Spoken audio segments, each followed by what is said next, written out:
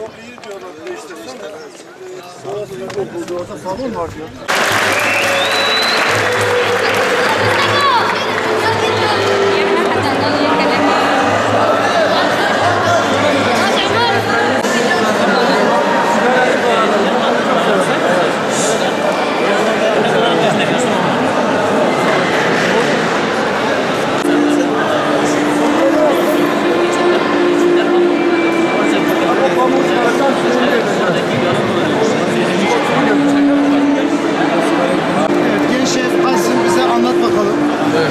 Burada mı üretiliyor sabun? Üretim yeri burası.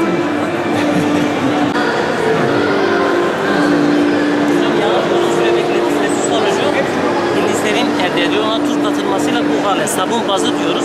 Evet. Bu sabun bazı 40 derecede ısıtıldıktan sonra üzerine boya ve esans. Boya ne boyası? Gıda boyası.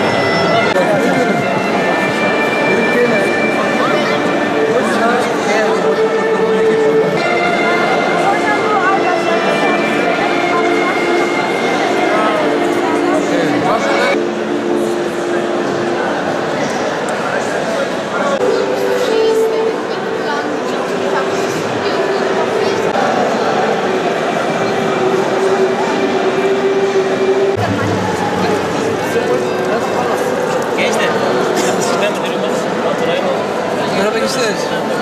Kaça gidiyorsunuz? Burcu öğrenciler ya. Maşallah. Bir anlat bakalım. Önce bir kendini tanıtın sonra konuşalım.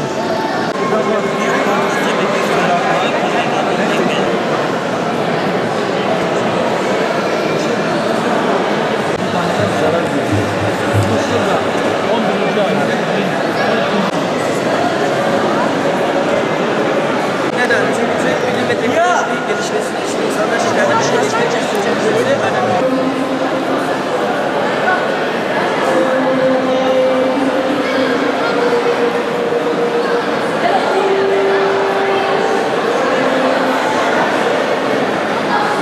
Özcan Yıldız Anadolu İmam Hatip Lisesi olarak 4006 TÜBİTAK fuar çalışmamız var.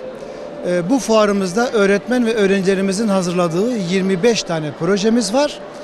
Yılda bir defa düzenleniyor ve bu sene bizim okulumuzun yaptığı 3. fuar. Kızıltepe'de onca okul arasından projesi kabul edilen 3 okuldan biriyiz. Sizlere de teşekkür ediyoruz. Okulumuz öğretmen ve öğrencilerince hazırlanan Türkiye Bilimsel ve Teknolojik Araştırmalar Kurumu'nun kısa adı TÜBİTAK olan projemiz bugün başlamış bulunmaktadır. Bu projemiz 25 alandan oluşmaktadır. Toplam 13 öğretmen, 72 öğrenciden ibarettir. Bu projelerimizin amacı insanların faydasına olan çalışmalarda bilimsel ve teknolojik anlamda gelişimlerini sağlamak, insanların karşılaşacağı zararlı alışkanlık ve zararlı unsurları engellemeye çalışmaktır.